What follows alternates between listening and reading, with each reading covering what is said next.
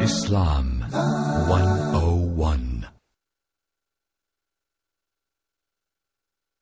Boys to Muslims, a growing number of rap artists are leaving the bad boy hip-hop lifestyle for a more spiritual one. The Canadian Dawah Association says an increasing number of rappers this year embraced Islam or acknowledged they previously embraced Islam. Among the names, Busta Rhymes, Loon, Napoleon, Castro and Raekwon. Well, Amir Junaid Muhaddith, better known by his stage name Loon, is one artist hoping to change the lyrics and message of rap following his own religious conversion. Loon was part of P. Diddy's Bad Boy Records. He accepted Islam in 2008 on a tour in Dubai. He joins me now from Saudi Arabia, where he's just finished performing an Umrah or minor religious pilgrimage. Thanks so much for joining us. You kind of look a little bit different to me today than how we've been seeing you in those pop videos. Is Loon still in there somewhere? Nah, Loon is working his way out of my system, you know. Just happy to be, you know, accepting Islam and finding the peace of mind that I was always searching for in the music business. And it was very difficult to find this place in my life now, but thanks to Islam, I've been able to, you know, complete my search, and now I'm very much at peace. So I take it you're no longer a bad boy? No, bad boy days are over. Now I'm what you call a good boy. All right, I want to forgive me for taking our viewers back to a little bit of the Bad Boy Loon days. I want to just play a piece of your music here, just to refresh everyone's memory of how Loon used to look like. I met a lot of women in my lifetime, but see, it's not a lot of women that got the right mind. I done had pretty chicks with all the right features, and hood rat chicks that only rock sneakers, cell phones and beepers, and know how to treat you. You break a heart, she'll walk out and leave you. I find a girl, I'ma keep her, cause now I'm getting money and the game getting deeper. You want some real... Well, I guess the question now is, will you continue to rap? Well, right now I'm very much focusing on, you know, studying Islam and becoming more knowledgeable of the deen, because, you know, being in a position of influence, you know, I have to be able to, you know, protect myself in ways, you know, the media sometimes, you know, try to use these transitions that artists make and try to make it, you know, saying an opportunity to make a mockery of Islam or whatever faith a person might choose. So I'm, you know, very much an advocate of trying to study the deen and become more knowledgeable of Islam.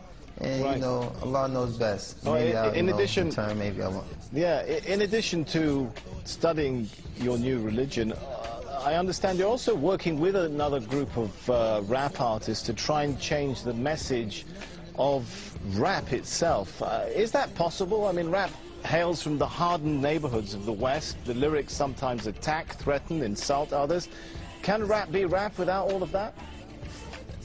Well, that's something I think all of us as artists who, you know, saying accepted Islam are struggling with, because it's a very, very fine line, you know, saying. With me, I actually really love the music, but it's the lifestyle that's really the bad influence, you know. The music sometimes can be geared towards things that influence people to do positive things, but the actual, you know, part that deters people from, you know, practicing their faith or concentrating on positive things is really the lifestyle. All right, I've got to ask you this one now. I want you to give us the first post-Islamic conversion rap of Loon live here in Al Jazeera. Oh man, you catching me off guard now, because I really, like I said, I've veered away from that lifestyle for a second. Come on, just a sentence or two. I know there's still a bit of Loon in there somewhere. I don't know. I mean, for the most part, let me see. You got me there, man. You got me there. You got me there. All right, well, I'll give you a minute to think about that one. We'll come back to it. But yeah, we'll come back to that. Rap was, you know, seen in many parts of the world, particularly this part of the world, as a really Western cultural product, a threat to local cultures. Could it become something of an instrument for introducing Eastern culture back to the West, if many of you guys are adopting Islam? Well, what I think is the most, like, the mass audience that we reach as artists, particularly in the club, So to, you know, have people in the club actually reciting ayats or things that, you know, pertain to Islam would kind of, you know, give the wrong impression. I think that, you know, spoken word is something I've been focusing on, trying to, you know, make a transformation to doing spoken word, because I do have the lyrical ability to establish a lot of strong things that make Islam so beautiful. But it's very hard to walk that fine line when you have music in the background that kind of, you know, either plays its role as a dance rhythm or something that might, you know, mislead a person from the message that we're trying to give. So, you know, like I said, there's a lot of artists that's in the position that I am, and we're trying to, you know, find that fine line without offending anyone or causing any harm to anyone who might be influenced by the negative aspect of music. And we're just trying to really focus on, you know, walking that fine line and being able to be a benefit to those who like music versus being a contributor to the negative side. All right, we're running short on time, but we have still got about a minute left, so I'm going to come back to my question. Any ideas come to mind now for that live rap for us before we go? Oh, man. Man, you put me on the spot. Well, like I said, I haven't really prepared myself for that aspect. I was really thinking of, you know, trying to be more of influence of telling people that, you know, it's such a beautiful conversion to accept Islam, and I haven't really entertained incorporating music into this transition yet.